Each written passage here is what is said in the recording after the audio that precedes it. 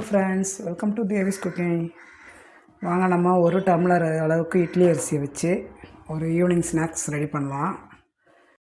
பாருங்கள், வாங்க நம்ம வந்து இட்லி அரிசியை ஒரு டம்ளர் எடுத்து ஊற வச்சு வாஷ் பண்ணி தண்ணி ஊற்றி வச்சுருக்கேன். நல்ல தண்ணி. இது 1/2 மணி நேரத்துக்கு மேலே ஆகிடுச்சு. நம்ம இதை வந்து அரைச்சிடலாம். ஜாரில் சேர்த்து அரைச்சிட்டு இந்த ஈவினிங் ஸ்நாக்ஸ் எப்படி செய்யுதுன்னு பார்க்கலாம். வாங்க வீடியோக்கு போகலாம்.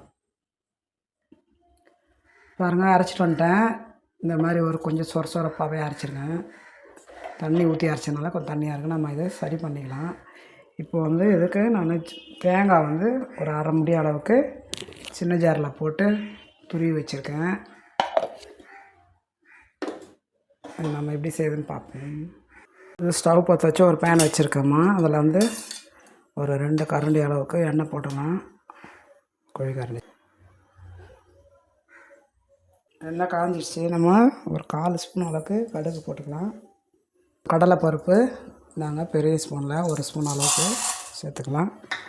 அதே அளவு உளுத்தம் பருப்பு,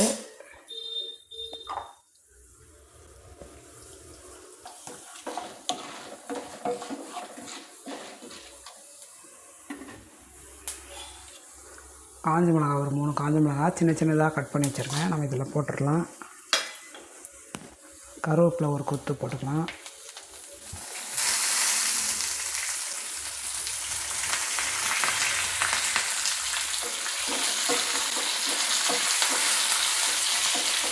பாருங்கள், கடலைப்பருப்பும் காஞ்ச மிளகாலாம் கரெக்டாக செவந்து வந்துடுச்சு.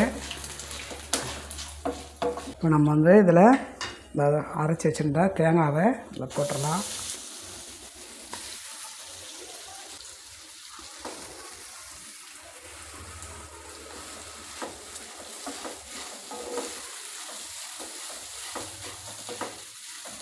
சின்ன டம்ளர் அளவு அரிசி, இந்த அளவு உப்புக்கு சேர்த்துக்கலாம். சின்ன ஸ்பூனில் ஒரு 1/2 ஸ்பூன் இருக்கும். அப்படியே கிண்டிடுவோம்.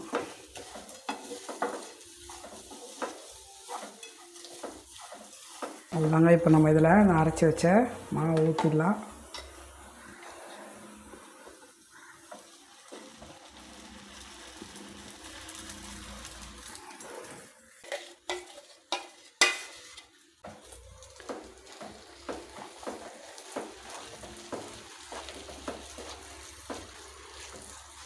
தண்ணியாக இருந்தால் கூட மாவு நம்ம இது மாதிரி ஊற்றி கிண்டும் போது தண்ணியெல்லாம் சுண்டிட்டு நம்ம கையில் பிடிக்கிற அளவுக்கு வந்துடும். இது காரமாக ஒரு கொழுக்கட்டை மாரி தான் நம்ம இப்போ செய்கிறோம்.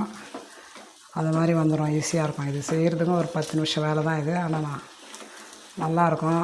உடனடியாக ஆவியில் வேக வச்சு செய்கிற பொருள் குழந்தைங்களுக்கும் இது கொடுக்கலாம். ஏன்னா இது பிள்ளைங்களுக்கும் ஸ்கூல் விட்டு பசியாக வரும்போது இது அவங்களுக்கு இன்ட்ரெஸ்ட்டாக எதாவது சாப்பிடுவாங்க. ஒரு டீ காஃபி கொடுத்து இதை கொடுத்துடலாம். வாங்க, நல்லா இது கெட்டியாகிடுது. இப்போ நம்ம இதை எடுத்து ஒரு பாத்திரத்தில் போட்டு கொஞ்சம் ஆறினோடனே நல்லா பிசைஞ்சிட்டு நம்ம கொழுக்கட்டை மாதிரியும் உருண்டை மாதிரியும் நம்ம இஷ்டத்துக்கு பிடிச்சிக்கலாம். இப்போ இதை எடுத்துடலாம். இட்லி குண்டான் வச்சுக்கலாம். அதுக்காக பாருங்கள், அந்த மாவு வந்து உதிரியாகவே இருக்கு. பாருங்கள், நான் நல்லா கலந்து ஆற விட்டு கலந்து வச்சுருக்கேன். உப்பெல்லாம் எல்லா இடமும் உரைக்கிற மாதிரி பிசைஞ்சு வச்சுருக்கேன். இந்த மாதிரி கூட கொழுக்கட்டை மாதிரி கூட பிடிச்சி வச்சுக்கலாம். ரொம்ப அழுத்தி பிடிக்க தேவையில்லை. சும்மா லேசாக பிடிச்சாலே போதும். இது அப்போ தான் நல்லா புஷ்ஷுன்னு இருக்கும். இது வந்து உடம்புக்கு நல்லது. அந்த காலத்துலேருந்து இந்த காலம் வரலாம் இதுதான் ஒரு நல்ல ஒரு பலகாரமாக செஞ்சு சாப்பிடுவாங்க. உடனடியாக செய்யக்கூடியது. யாருக்கும் இந்த இனிப்பு பிடிக்கலனா கூட உப்பு பிடிக்காமல் யாரும் இருக்க மாட்டாங்க. உப்பு போட்டு சாப்பிட்றவங்க இது இஷ்டமாக சாப்பிடுவாங்க. இப்போ இதே மாதிரி நம்ம இருக்கிறது எல்லாத்தையும் பிடிச்சி வச்சிடலாம். பாருங்கள், நம்ம இது எல்லாத்தையும் பிடிச்சி வச்சிட்டோம். ஒரு இட்லி கொத்து, லாஸ்ட் இட்லி கொத்து இருந்தால் போதும். ஏன்னா நான் கொஞ்சம் தான் போட்டிருக்கேன். அதனால் இதுலேயே அது கரெக்டாக வெந்துடும்.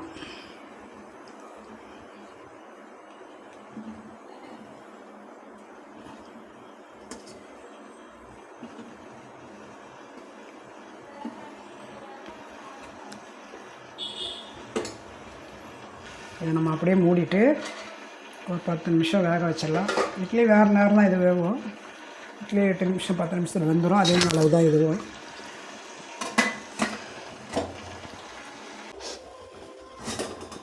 வெந்துட்டு இருந்தோம் கேஸ் ஆஃப் பண்ணிவிடுவோம். சூடாக இருக்குது இருந்தாலும் நம்ம எடுத்து பார்ப்போம். பாருங்கள், சூப்பரான கார கொழுக்கட்டை ஈவினிங் ஸ்நாக்ஸ் ரெடி.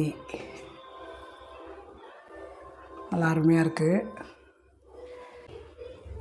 பாருங்கள் எவ்வளோ சாஃப்டாக நல்லா அருமையாக இருக்குது. நம்ம எல்லாத்தையும் எடுத்துடலாம் இதேமாதிரி. உங்களுக்கு இந்த வீடியோ பிடிச்சிருந்தா லைக் பண்ணுங்கள், ஷேர் பண்ணுங்கள், சப்ஸ்கிரைப் பண்ணுங்கள், ஃப்ரெண்ட்ஸுக்கும் ஷேர் பண்ணுங்கள். நெக்ஸ்ட் வீடியோவில் சந்திப்போம். அது வரைக்கும் பாய்.